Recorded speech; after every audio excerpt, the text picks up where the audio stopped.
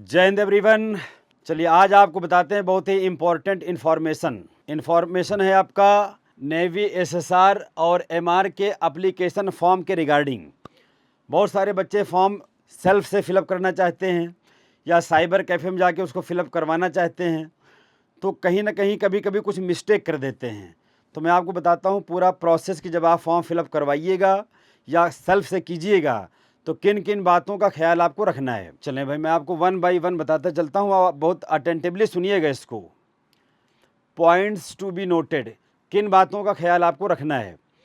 Point first है आपका कि जब फॉर्म आप फिलअप कीजिएगा तो ये ऑनलाइन ही आपका फॉर्म फिलअप होना चाहिए।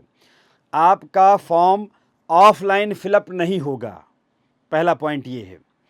सेकंड पॉइंट क्या है, 10/12 पास फ्रॉम एनी बोर्ड।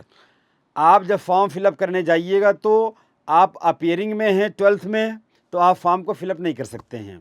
आप 12th पास आउट हों, आपका रिज़ल्ट आ गया हो कि भाई आप पास हो चुके हैं, तभी आप नेवी एसएसआर या एमआर का फॉर्म फिलअप कर सकते हैं, तब उसके लिए आप एलिजिबल हैं।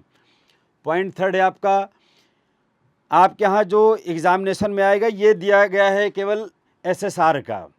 इसमें नेवी एसएसआर में आपके यहाँ इंग्लिश, साइंस, मैथमेटिक्स और जीके ये सारे क्वेश्चन आते हैं। 25 क्वेश्चंस टोटल रहते हैं आपके 100 क्वेश्चंस। अब आप कहेंगे सर ये जो इंग्लिश है, साइंस है, मैथमेटिक्स है, जीके कहाँ से पढ़ें, इसके लिए बुक कहाँ से लें, हम कहाँ से परचेज करें।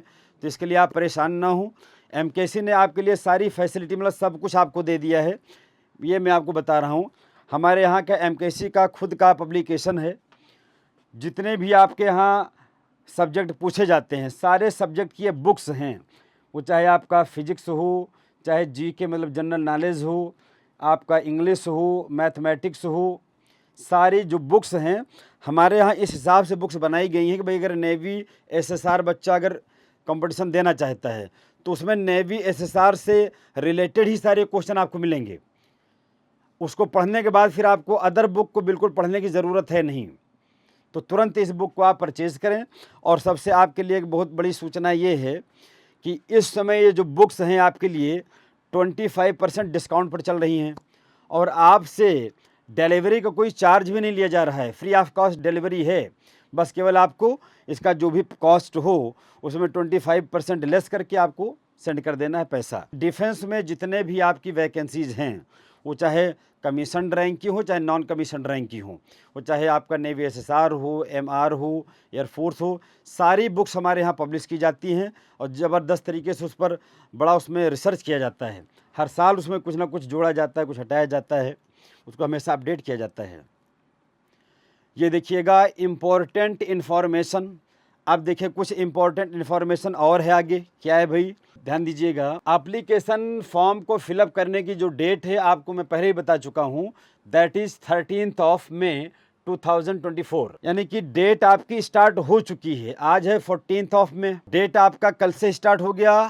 अब form will be filled on, ये आपका साइट का नाम मेंशन्ड है, इसी साइट पर आपका फॉर्म फिलअप किया जाएगा। साइट आप बढ़िया से देख लीजिएगा। फॉर्म फिलअप करने में ध्यान दीजिएगा, जैसे कुछ बच्चे सेल्फ से कोशिश करते हैं कि मैं फॉर्म फिलअप कर दूं। कोई बच्चा हो सकता है कि पहले भी नेवी एसएसआर का एग्ज़ाम दे चुका हो, तो जो बच्चा नेवी एसएसआर का ऑलरेडी एग्ज़ाम दे चुका है उसके लिए तो उसको ऑलरेडी कुछ ना कुछ जानकारी होगी ही। उसको रजिस्ट्रेशन वाले इस पर नहीं जाना है, उसको डायरेक्ट अपना लॉगिन करना है। आपका फर्स्ट टाइम है, आप पहली बार आप फॉर्म फिलअप करने जा रहे हैं, तब ये रजिस्टर जो आपका रजिस्टर लिखा हुआ है इस पर आप क्लिक कीजिएगा या वो करेंगे आपके साइबर कैफ़े वाले, तो ये सारी डिटेल्स आएंगी और इनको आप बहुत अच्छे से में भरिएगा कि भाई आपका जो ईमेल है करंट जो आपका रनिंग है, जो अभी आपका चल रहा है, उसी को फिलअप करना है आपको। नाम अपना, आपका नाम बहुत सही होना चाहिए, मोबाइल नंबर वही हो जो आप मतलब जो आपका चल रहा हो, जब तक कि आप एग्ज़ाम दे ना दें जब तक वो नंबर चलता रहे, आपका कोई इन्फॉर्मेशन उनको देना हो तो आप तक पहुंचा सकें। बाकी register your self data submission, क्या क्या डेटा आपको उसमें सबमिट करना है। वेरीफाई योर सेल्फ, आपको वेरिफिकेशन करवाना है आपको। मैं तो यही आपको सजेशन दूंगा कि साइबर कैफ़े में आप जाके फॉर्म को फिलअप कराएं। सेल्फ से कभी कभी चूक हो जाती है तो दिक्कत होती है, तो कोशिश करें कि साइबर कैफ़े में ही आप फॉर्म को फिलअप कराएं। ये मेरी सजेशन है केवल, बाकी हो सकता है कि आप खुद एक्सपर्ट हों, तब आपके लिए कोई दिक्कत होगी नहीं। लास्ट में सारा प्रोसेस कंप्लीट करने के बाद आपको पेमेंट करना होगा। पेमेंट करने के बाद आपको मिल जाएगा आपका रिसिप्ट। ये देखिए। अच्छा, आप ध्यान दीजिएगा कि आपको एक फ़ोटोग्राफ लेकर जाना होता है फॉर्म फिलअप कराने के लिए या फॉर्म फिलअप करने के लिए। लिखा गया यहाँ पर एक कि फ़ोटोग्राफ क्या होना चाहिए भाई, ये कि फ़ोटोग्राफ आपका use in the form should be 10 KB to, आपके फ़ोटो का साइज होता है लंबाई चौड़ाई, तो उन्होंने KB में बताया हुआ कि वो 10 KB टू 50 KB, इसी के बिटवीन आपका होना चाहिए। 10 टू 50 KB आपको। ये देखिए, ये बहुत मतलब इसको ध्यान रखना है आपको। थोड़ा इससे बड़ा हुआ साइज़, छोटा हुआ तो हो सकता है इसी ग्राउंड पर आपका फॉर्म जो है कैंसिल भी हो सकता है। बहुत ध्यान देना है आपको। अच्छा, बहुत इंपॉर्टेंट इन्फॉर्मेशन एक ये है, this one, photograph should not be taken before April 24 April ये 2024 के पहले का फ़ोटो आपका नहीं होना चाहिए। आप एकदम रिसेंट आपका फ़ोटो, यानी 24 अप्रैल 2024 के बाद का ही आपका फ़ोटो हो, उसी फ़ोटो को लेकर जाना है आपको। अच्छा, अगला है कि while filling the form live photograph will be click make sure the photo quality is good. अच्छा, एक तो फ़ोटो आप लेके जाइएगा, पहले से खिंचवा के लेके जाइएगा, और एक फ़ोटो आपका क्लिक होगा जब आप फॉर्म फिलअप करवाइएगा, उसी समय वो लाइव होगा, कंप्यूटर से आपका फ़ोटो क्लिक किया जाएगा। उसमें आपको ध्यान देना है कि फ़ोटो की क्वालिटी बहुत सुप्रीम हो, किसी टाइप का उसमें डिस्टरबेंस ना हो, कहीं से किसी एंगल से कोई उसमें उस लाइव फ़ोटो में कमी नहीं होनी चाहिए, अदरवाइज़ ऑन दैट ग्राउंड आपका फॉर्म जो है कैंसिल हो सकता है। तो लाइव फ़ोटो आपका बहुत अप टू द मार्क होना चाहिए। नेक्स्ट देखिए, बात है लोकेशन की। जैसे मान लीजिए कि आप, कभी कभी होता है कि मान लीजिए आपने एजुकेशन कहीं और से लिया है, आपका बर्थ प्लेस कहीं और है, अभी तैयारी करने कहीं आप अदर स्टेट में आ गए हो, और फॉर्म को फिलअप करते समय आपने डोमिसाइल में आप जहाँ एट प्रेजेंट रह रहे हो वहाँ का आपने मेंशन कर दिया ना।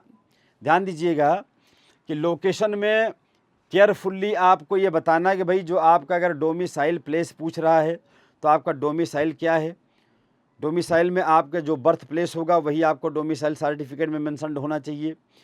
आप अगर, आपको एक चॉइस दी जाती है कि भाई आप कहाँ पे अपना सेंटर चाहते हो, तो कोशिश करना है कि भाई बहुत ज़्यादा दूर अपना सेंटर ना लें।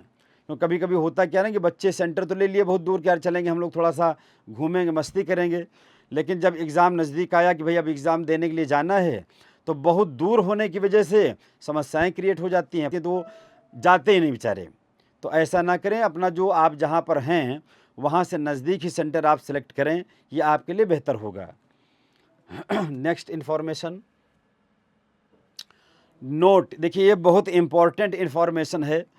कभी कभी मान लीजिए अनफॉर्चुनेटली या बाई मिस्टेक आपने सेल्फ से फॉर्म फिलअप किया या आपने साइबर कैफ़े में फॉर्म फिलअप कराया, आफ्टर दैट आपको ये दिमाग में आया कि यार ये इन्फॉर्मेशन तो मैंने जो है गलत डाल दिया उसमें फॉर्म फिलअप करते समय।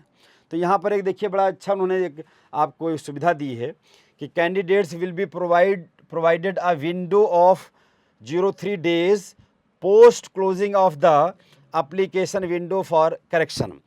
27 मई को आपका एप्लीकेशन फॉर्म फिलअप करने का लास्ट डेट है, 13 मई से 27 मई तक।